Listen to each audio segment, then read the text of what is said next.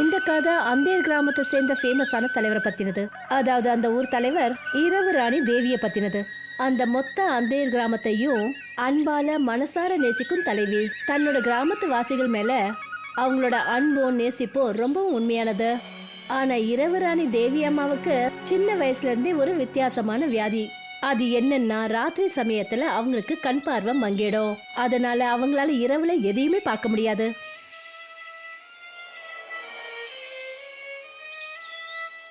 பெரிய முதலாளி அம்மா, இந்த உலகத்துல எல்லா பிரச்சனைக்கும் தீர்வு உண்டு. ஆனா உங்களுடைய இந்த பிரச்சனைக்கு எந்த ஒரு தீர்வும் இல்லையே. என்ன பண்ண சொல்ற கமலா? சில பிரச்சனைகளை நம்மளால தீர்க்கவே முடியாது. சின்ன வயசுல இருந்து இப்ப வரைக்கும் நிறைய விதமான வைத்தியங்கள் பார்த்தாச்சு. ஆனா எதுவுமே வெற்றி அடையல. இப்ப டாக்டரும் சொல்லிட்டாரு, உங்களோட வியாதிக்கு ஏதாவது ஒரு மிராக்கள் நடந்தாதான் உண்டுன்னு. அது என்னமோ உண்மைதான். அதாவது விதவிதமான வைத்தியங்களை செஞ்சு பார்த்ததுக்கு அப்புறம் கூட எதுவும் நடக்கலனா, அதனால இரவு ராணியோட வியாதி ஏதாவது அதிசயம் நடந்தாதான் சரியாகும். ஆனா இப்படிப்பட்ட வியாதி இருந்தோம் இரவு ராணி தேவி அம்மாவோட உழைப்பு அப்புறம் தலைமை திறன்களால அந்த கிராமத்துக்கு முன்னேற்றம் ஏற்படுச்சு. அவங்களுடைய சமயோஜன புத்தி அப்புறம் அவங்களோட சேவை உணர்வுகளால மக்கள் அவங்களுக்கு நிறைய மரியாதையும் அன்பும் செலுத்தினாங்க. எங்கள் தலைவி இரவு ராணி தேவி வாழ்க! எங்கள் தலைவி இரவு ராணி தேவி வாழ்க! ஆனா ஒரு நாள் விசித்திரமா ஒண்ணு நடந்தது. இரவு ராணி தேவியோட வேலைக்காரம்மா கமலா ஏதோ ஒரு முக்கியமான வேலைக்காக தன்னோட கிராமத்துக்கு போயிட்டா. இப்ப இரவு ராணி தேவி வீட்டுல தனியா இருந்தாங்க. ஆனா கவலைப்படுற மாதிரி எதுவும் விஷயம் இல்லதான். தன்னோட கிராமம், தன்னுடைய மக்கள், இரவு ராணி தேவி எப்பவும் போல சாப்பிட்டு படுத்து தூங்கினாங்க. ஆனா அந்த ராத்திரி இரவுல எல்லாரும் தூங்கிட்டு இருக்கும் போது அவங்க வீட்டுல திருடு நடந்தது. இந்த திருடு அவ்வளவு சுத்தமா நடந்தது. வீட்டுல யாருக்கும் எந்த சத்தமும் கேட்கல. அப்புறம் திருட வந்ததுக்கான அறிகுறியும் காணோம். ஆனா காலையில இரவு ராணி தன்னுடைய வீட்டு நிலைமையை பார்த்ததும் ரொம்ப அதிர்ச்சி ஆயிட்டாங்க. ஐயோ கடவுளே, என்ன இது கொடுமை! என் வீட்டுல திருடு போயிடுச்சு. என்னுடைய விலை உயர்ந்த பொருள் எல்லாமே திருடு போயிடுச்சு. இப்ப நான் என்ன பண்றது? என்னுடைய விலை உயர்ந்த பொருட்கள் எல்லாத்தையும் யாரோ திருடிட்டாங்களே. இரவு ராணியோட குரல் கேட்டதும் உடனே அக்கா பக்கத்துல இருக்கிறவங்க எல்லாரும் அவங்க வீட்டுக்கு வந்தாங்க. ஐயோ கடவுளே, இதெல்லாம் யாரு செஞ்சிருப்பாங்க? அதேதான், நம்மளோட இரவு ராணி தேவியோட குறைய யாரோ அவங்களுக்கு சாதகமா பயன்படுத்திக்கிட்டாங்க. கண்டிப்பா ஏதாவது பேராசை பிடிச்சவன் தான் இதுக்கு பின்னாடி இருக்கணும். இரவு ராணி அம்மா, நீங்க கவலைப்படாதீங்க. அவனை நாம கண்டிப்பா கண்டுபிடிச்சிடலாம். ஆனா இதை நம்மளால எப்படி செய்ய முடியும்? நாம இல்ல, போலீஸ். என்ன நடந்தாலும் நாம அதை பத்தி போலீஸ் கிட்ட கம்ப்ளைண்ட் பண்ணி தான் ஆகணும். போலீஸ் தான் இந்த பிரச்சனைய தீர்த்து வைப்பாங்க. சரியா சொன்னீங்க. இரவு ராணி அம்மா தன்னுடைய நம்பிக்கை கைவிடல. அப்புறம் அவங்க போலீஸ்க்கு போய் ரிப்போர்ட் பண்ணாங்க. போலீஸும் ரிப்போர்ட்டை எழுதிக்கிட்டு விசாரணை பண்ண ஆரம்பிச்சாங்க. இந்த சம்பவம் ராணி தேவி அப்புறம் கிராமத்து ஜனங்களுக்கு எச்சரிக்கை ஏற்படுத்துச்சு. பாதுகாப்புல கவனத்தை செலுத்துறது எவ்வளவு முக்கியம்னு. ரொம்ப நாள் கடந்துருச்சு. ஆனா திருடன் கையில கிடைக்கவே இல்லை. மன்னிச்சிருங்க இரவு ராணி அம்மா, எங்களால இதுவரைக்கும் அந்த திருடனை கண்டுபிடிக்க முடியல. இருந்தாலும் நாங்க எங்களோட முழு முயற்சி செஞ்சுட்டு தான் இருக்கோம். ஏதாவது தகவல் தெரிஞ்ச உடனேயே நாங்க உங்களுக்கு சொல்றோம். சரிங்க. இரவு ராணி தேவி போலீஸ்காரங்க சொன்னதை கேட்டுட்டு ரொம்ப வேதனைப்பட்டாங்க. ஆனா பாவம் அவங்க கையில எதுவுமே இல்ல. மெல்ல மெல்ல கிராமம் மொத்தமும் அவங்களோட வேலைகளை பார்க்க ஆரம்பிச்சாங்க. போலீஸ் விசாரணையும் தணிஞ்சிருச்சு. இரவு ராணி தேவி அம்மாவும் அவங்களோட அன்றாட வேலைகள்ல பிஸி ஆயிட்டாங்க. சில நாட்களுக்கு அப்புறமா ஏதோ ஒரு முக்கியமான வேலைக்காக அவங்க வீட்டு வேலைக்காரி கமலாவோட வெளியே போயிருந்தாங்க. ஆனா 2 நாளைக்கு அப்புறமா அவங்களும் கமலாவும் திரும்பி வந்ததுக்கு அப்புறம் அவங்க பார்த்தாங்க அவங்க வீட்டுல மறுபடியும் ஒரு திருட்டு நடந்திருந்தது. ஐயோ கடவுளே, ஏன் எனக்கு இப்படி எல்லாம் நடக்குது? மறுபடியும் ஒரு திருட்டா?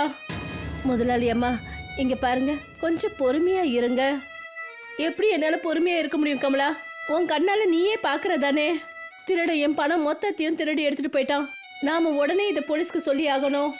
போலீஸ்ன்னு சொன்ன உடனே கமலாவோட மூளை வேலை செஞ்சது. அவ இரவு ராணி தேவி அம்மாவுக்கு ஒரு அற்புதமான யோசனை சொன்னான். முதலாளி அம்மா, நீங்க தப்பா நினைக்கலன்னா நான் உங்களுக்கு ஒரு விஷயம் சொல்லட்டுமா? என்ன கமலா? அது முதலாளி அம்மா, நாம இந்த திருட்டை பத்தி வெளியில சொல்லாம இருந்தா என்ன? அப்படி நம்ம யார்கிட்டயுமே சொல்லலன்னா அந்த திருடனை எப்படி கண்டுபிடிக்கிறது? கண்டுபிடிச்சிடலாம். என் மாமாவோட கிராமத்துல சர்வ வல்லமை வாய்ந்த ஒரு பண்டிதர் இருக்காரு. கேள்விப்பட்டிருக்கேன். யாருக்குமே தெரியாதது அவர் கண்ணுக்கு மட்டும் தெரியுமா? நாம ஏன் போய் அவர்கிட்ட உதவி கேட்க கூடாது? அதான் போலீஸ் அவங்க வேலையை பார்த்துட்டு இருக்கே. இந்த தடவை நாம அந்த பண்டிதர்கிட்ட உதவி கேட்போம். நான் சொல்றது உண்மைதான். அந்த பண்டிதரோட அற்புதமான வழிமுறைகளால இந்த பிரச்சனை கண்டிப்பா தீர்வடைஞ்சிரும். அப்புறம் இரவு ராணி அம்மாவுக்கு இந்த பிரச்சனைக்கு ஒரு தீர்வும் கிடைக்கும். மறுநாள் இரவு ராணி அப்புறம் கமலா யார்கிட்டயும் எதையும் சொல்லாம பண்டிதரை பார்க்க போனாங்க. அந்த பண்டிதரோட ரூபத்துல அவருடைய தெய்வீக ஞானமும் அவரோட சக்தியும் அவர்கிட்ட தெரிஞ்சது. பண்டிதரையா இரவு ராணிய பார்த்ததும் என்ன சொன்னார்னா, கவலைப்படாத மகளே, எனக்கு தெரியும் உன்கிட்ட இருந்து திருடு போன விலை உயர்ந்த பொருட்களால தான் நீ இப்போதைக்கு கவலையோட இருக்க. உங்களுக்கு இதெல்லாம் எப்படி தெரியும் பண்டிதரையா? எனக்கு எல்லாமே தெரியும். அது மட்டும் இல்லை, எனக்கு இன்னொரு விஷயமும் தெரியும். அந்த திருடங்க எல்லாரும் உன்னோட வியாதியை பயன்படுத்தி தான் இந்த திருட்டை செஞ்சிருக்காங்க. பண்டிதரையா, அந்த திருடன் யாரு? அதையும் சொல்லுங்களேன். எனக்கு இப்போ அது யாருன்னு தெரியாது. ஆனா உன்னோட இந்த பிரச்சனைக்கான தீர்வு என்கிட்ட இருக்கு. இதுதான் அற்புதமான வெள்ளை ஆப்பிள். இதனால என்ன நடக்கும் பண்டிதரையா? இந்த மாய வெள்ளை ஆப்பிளை சாப்பிட்டேன்னா நீ இழந்த உன்னோட கண் பார்வை திரும்பவும் உனக்கு கிடைக்கும். அப்புறம் உன்னால் அந்த திருடங்களை கண்டுபிடிக்க முடியும். அதுக்கப்புறம் எந்த ஒரு திருட்டும் நடக்காம உன்னால பார்க்கவும் முடியும். ஆசீர்வாதம் பண்ணுங்க. நன்மை உண்டாகட்டும். பண்டிதரை பத்தி சொல்லவே வேண்டாம். அவர் இரவு ராணியோட பிரச்சனைகள் எல்லாத்தையும் தெரிஞ்சுக்கிட்டாரு. அப்புறம் அதுக்கான தீர்வையும் கொடுத்துட்டாரு. இரவு ராணி அந்த பண்டிதர் கொடுத்த ஆப்பிள சாப்பிட்டாங்க. அப்புறம் அமைதியா படுத்து தூங்கினாங்க. ரொம்ப நேரம் ஆயிடுச்சு, ஆனா எதுவும் நடக்கல. திடீர்னு இரவு ராணிக்கு ஒரு சலசலப்பு சத்தம் கேட்டுச்சு. இரவு ராணியும் கமலாவும் 2 பேரும் சேர்ந்து பீரோ இருக்கிற அறைக்கு போனாங்க. அங்க லைட்டை போட்டாங்க. அப்புறம் பார்த்தாங்க 2 ரவுடிங்க கொள்ளை அடிச்சிட்டு இருந்தாங்க. அங்கிருந்து ஓடுறதுக்கு முயற்சி பண்ணாதீங்க. கமலா, கமலா, என் கண்ணுக்கு பார்வை கிடைச்சிருச்சு. எனக்கு கண்ணு நல்லா தெரியுது. பண்டிதர் கொடுத்த அந்த ஆப்பிள் வேலை செய்ய ஆரம்பிச்சிருச்சு. எனக்கு இப்ப எல்லாம் தெரியுது. இது ரொம்ப நல்ல விஷயம் முதலாளி அம்மா. உங்களுக்கு கண் பார்வையும் கிடைச்சிருச்சு. இந்த திருடனுங்களும் பிடிபட்டுட்டானுங்க. திருட்டு பசங்க கிடைச்சிட்டானுங்க. இரவு ராணி அப்புறம் கமலாவோட குரலை கேட்டுட்டு கிராமத்து ஜனங்க எல்லாரும் இரவு ராணியோட வீட்டுக்கு வந்துட்டாங்க. அப்புறம் அந்த 2 திருடனுங்களும் பிடிச்சு நல்லா அடிச்சாங்க. எங்களை மன்னிச்சிருங்க, எங்களை மன்னிச்சிருங்க. கிராமத்து ஜனங்க அந்த திருடனுங்களை அடிச்சு உதச்சிட்டு இருந்தாங்க. அப்ப போலீஸ் அங்க வந்துட்டாங்க. அவங்க அந்த திருடனுங்களை வந்து பிடிச்சாங்க. சில கேள்விகளுக்கு அப்புறமா தான் தெரிஞ்சது அந்த 2 திருடனுங்களும் கிராமத்து கோயிலுக்கு வெளியில உட்கார்ந்துருக்கிற 2 பிச்சைக்காரர்கள்.